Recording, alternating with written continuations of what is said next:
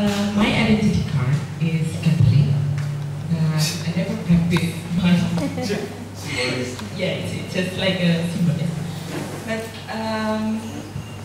I also know that this is a big battle actually, because when this is I can say this is a Muslim area that sometimes I will very fear actually in front of people who can speak with their Quran. So knowledge is a power. So everyone who has a power of knowledge of Quran, for example, they will use that one. So, but I also know there is some strategy that I always use. For example, when people ask me, every people here always ask me, where do you come from? So I will say Palembang. Palembang is South Sumatra. South Sumatra is very Muslim, very Islam. So they never then question about my religion, because they always there is embodied between identity based on religion and identity based on ethnicity. So that's very, for me, that's very clever strategy, because I always use that one until they know that I'm non-Muslim actually. So every time I came to, for example, the area out of Jakarta, for example, they would invite me to talk in front of many women who wear jilbab. That actually frightened a lot, because jilbab always symbolization of fundamentalism. So the thing I always use is human rights. I always use women rights, human rights, but it's not really smooth as well. My stand position is feminism, so that's also very subversive. I always aware about that. But the problem when I realized in this generation, in the school, for example, junior high school, high school, now the debating, contestation about religion is very high. Yes. That's bothering me a lot, because for me, maybe I can use my tactic. I'm from Palembang, that's all. But for now, for the next generation, they can use that one, because they now understand that religion is more sensitive than ethnic. So I don't know how to, until now, I don't know how the strategy to change this, because the perspective, the mainstream, it's very strong now. Conservatism, fundamentalism is very strong. Even we cannot speak in the public about sexual reproductive health, for example, sexuality. Even you cannot say your orientation, sexual orientation. So everything is become silent. The fact that the majority, I can say the majority group here in Indonesia right now is a mass silence. People just keep silence. Even last night we have FBI and also a small number of liberals and feminists. But I also aware that the police just in their side. So, in my opinion, state should be in the middle and hold their power to say that this is wrong. You against human rights, but not last night. But it doesn't work. So police just say you have to dismiss, blah blah blah, and then I will expel you from the Salihana.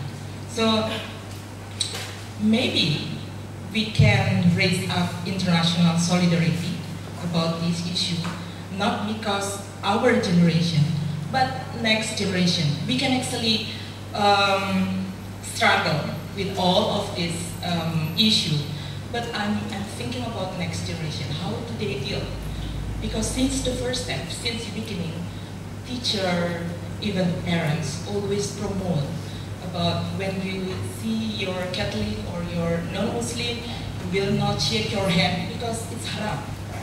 So we have to promote more than that. We have to say that you should gather with your non-Muslim or Muslim or even who has no religion at all.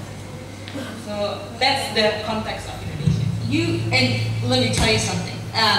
that may be the context of Indonesia, but it's also the context of a place from which I just came, Bosnia. Bosnia, Serbia, Croatia. These are places where a generation ago, it would have been common for intercultural, interfaith marriages. Today, young people are being raised by their parents to have fear of the other. So identity politics is a scourge. It's a disease of a new generation believing, and you'll read more about this in the book, actually right around the world, not just even in conflict zones. And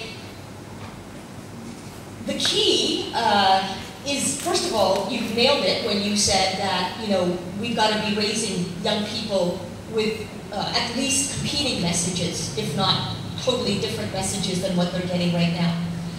And so I was saying to a few of you last night that the next big phase of the growth of the Moral Courage Project is not just books. Books are nice, but obviously most people don't read books.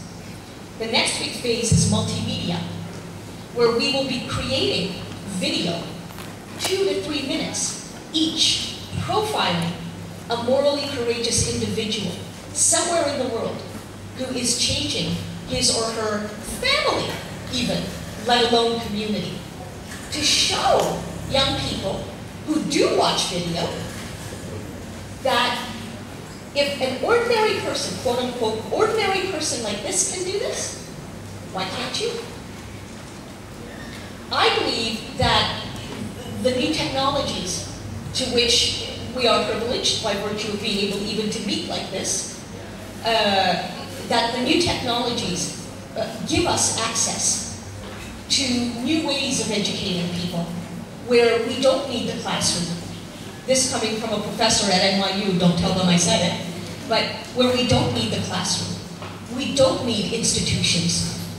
We can actually create our own curriculum, our own video platform, and get more young people understanding through stories, not speeches, not lectures, stories.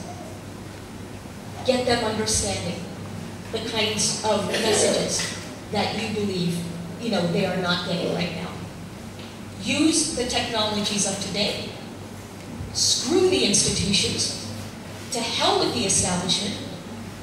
These are subversive technologies, and they are very, very useful to giving young people the alternative education to what they're getting in the schools right now and at home.